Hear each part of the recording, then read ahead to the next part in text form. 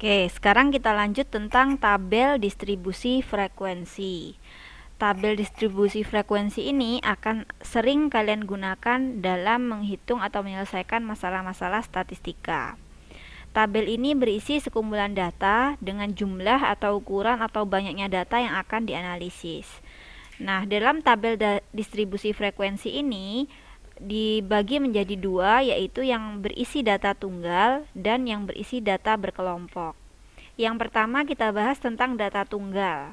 Seperti ini, misalnya ada sekumpulan nilai matematika dari 20 siswa. Dari data-data ini, kalian bisa terjemahkan bahwa ternyata satu siswa mendapat nilai 82. Jadi yang nilainya 82 itu cuma satu orang. Yang dapat nilai 83 ternyata ada dua orang ya, ternyata cuma dua orang. Yang dapat nilai 84 ternyata cuma dua orang, 84 seperti ini, dan seterusnya. Nah, informasi-informasi itu kalian sajikan dalam bentuk tabel, di mana di sini adalah nilai. Kemudian ada turus. Turus ini boleh kalian buat, boleh tidak ya. Ini untuk membantu saja. Jadi kayak tadi satu, berarti kita cacah nih satu, kita coret yang tadi, kita hilangkan. Kemudian misalnya ada 3 orang, berarti kita buat seperti ini. Nah, dan seterusnya. Nah, yang paling penting adalah di sini ada namanya frekuensi yang menunjukkan banyaknya siswa. Kalau di sini berarti kita baca banyaknya siswa yang nilainya 82 adalah satu orang. Banyaknya siswa yang nilainya 93 adalah dua orang. Nah, dan seterusnya. Ini tabel distribusi frekuensi untuk data tunggal. Kalau datanya berkelompok, cara membuat atau menyusun tabelnya berbeda lagi. Karena kita pakai kelas di sini ya. Ada kelas dan ada interval kelas. Kenapa sih harus ada yang tabel distribusi frekuensi data berkelompok? Kenapa nggak yang tunggal aja? Jadi, kalau misalnya sebaran atau jangkauan datanya dari minimum ke maksimum itu nggak jauh kayak gini, dari 82 sampai 96, kan cukup sedikit nih, bisa kita sajikan data tunggal saja. Tapi kalau misalnya datanya banyak gimana? Misalnya dari 61 sampai 120. Kalian mau tuh nulis satu halaman penuh dan isinya cuma sedikit-sedikit aja kayak gini, cuma 61, 62 dan seterusnya, kalian cacah tuh sampai 120 kan enggak. Nah, kita sajikan data yang seperti itu dalam bentuk data berkelompok. Data berkelompok itu modelnya kayak gini aja.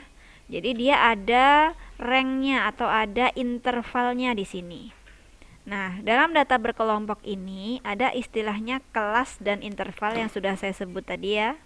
Kalau kelas itu yang kayak gini nih, sama dengan banyaknya baris dari tabel tersebut. Jadi ada 1, 2, 3, 4, 5, 6. Berarti ini ada 6 kelas namanya. Nah, kalau interval itu adalah ini panjang dari satu kelas itu berapa. Misalnya dari 61 ke 70, berarti itu intervalnya adalah 10. Kok bisa 10 ya? Kita hitunglah.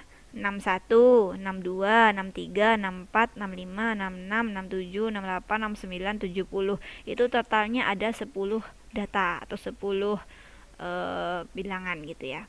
Nah, jadi itu namanya interval. Nah, interval kelas dari kelas 1, kelas 2 sampai kelas 6 ini harus sama semuanya. Kalau tadi 61 sampai 70 intervalnya adalah 10, maka yang ini juga harus 10, berarti 71 sampai 80 dan seterusnya. Nah, itu namanya interval kelas. Kemudian ada istilahnya batas kelas. Batas kelas ini ada dibagi dua, batas bawah dan batas atas. 61 sampai 70. Nah, kayak gini berarti batas bawahnya adalah 61. Batas atasnya adalah 70. Nah, dari kelas ini juga bisa dicari namanya tepi kelas. Tepi kelas itu adalah batas bawah atau batas atas dikurang atau ditambah dengan 0,5. Jadi tadi ini yang 61 sampai 70, batas bawahnya kan 61. Maka tepi bawahnya itu 61 dikurang 0,5, jadi 60,5. Tepi atasnya 70 ditambah 0,5. Jadi 70,5. Nah, gimana untuk kelas yang terakhir nih, 111 sampai 120? Batas bawahnya 111, benar. Batas atasnya 120. Maka tepi bawahnya berapa? 110,5, benar. Tepi atasnya 120,5. Nah, benar. Paham ya sampai sini? Kemudian ada istilahnya titik tengah kelas. Nah, titik tengah itu kalau mau dicari pakai rumus sih ya batas bawah ditambah batas atas dibagi 2 kayak gitu. Tapi kalau mau gampangnya kamu hitung aja lah pakai jari. Yang ada di tengah-tengah antara 61 sampai 70 itu berapa? Nah, itu namanya titik tengah kelas. Ada pertanyaan sampai sini?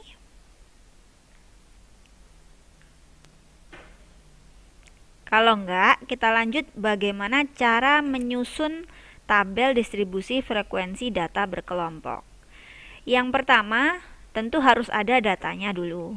Nah, kamu cari dulu ya datanya. Di sini bisa kamu pakai data nilai rapor kamu. Nah, itu nanti di rumah kamu coba. Pertama, tentukan jangkauan data.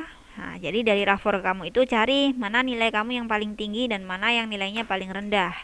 Nah, nilai tertinggi dikurangi nilai terendah itu namanya adalah jangkauan. Nah, hitung itu dulu ya. Kalau sudah ketemu, cari banyaknya kelas interval atau banyak kelas yang tadi yang saya sebutin kelas tadi ya. Cara carinya adalah pakai rumus ini. K sama dengan 1 ditambah 3,3 log N. Ini cuma salah satu cara aja sih. Cara lainnya banyak. Kamu bisa nggak usah pakai ini, kamu tentukan aja saya mau kelasnya cuman ada 5 misalnya. Boleh. Saya mau kelasnya 3, boleh. Nah, seperti itu ya. Itu namanya menentukan banyak kelas. Kalau sudah, cari panjang kelas. Panjang kelasnya itu adalah jangkauan dibagi dengan banyak kelas. Jadi jangkauan yang tertinggi dikurang terendah tadi, banyak kelas yang sudah ditentukan tadi. Nah, panjang kelas atau intervalnya tadi itu adalah kamu bagi saja. Nanti kamu bulatkan ini ya, bilangannya kan berkoma dapatnya. Nah, bulatkan aja jadi bilangan bulat. Kemudian tentukan data-data dalam interval kelas. Lalu hitung frekuensinya. Nah, misalnya kayak gini ada datanya ada banyak nih. Kamu sudah tetapkan tadi kelasnya. Kelasnya ada berapa? Kemudian juga sudah kamu tetapkan intervalnya dari berapa sampai berapa. Nah, hitunglah frekuensinya. Boleh pakai turus, boleh tidak. Seperti itu. Ini ada contohnya untuk kamu biar bisa lebih paham. Seperti ini tampilannya. Kamu coba sendiri untuk nilai rapor kamu sajikan dalam bentuk tabel distribusi data berkelompok seperti ini ya. Nah, untuk banyak kelasnya nggak usah dicari pakai rumus log tadi lah, terlalu ribet. Jadi untuk banyak kelasnya kamu cari aja pakai rumus jangkauan dibagi dengan interval. Intervalnya saya tentukan di sini 3 saja ya, biar bisa dapat banyak kelas. Oke, kalau ada yang kurang jelas silahkan ditanyakan.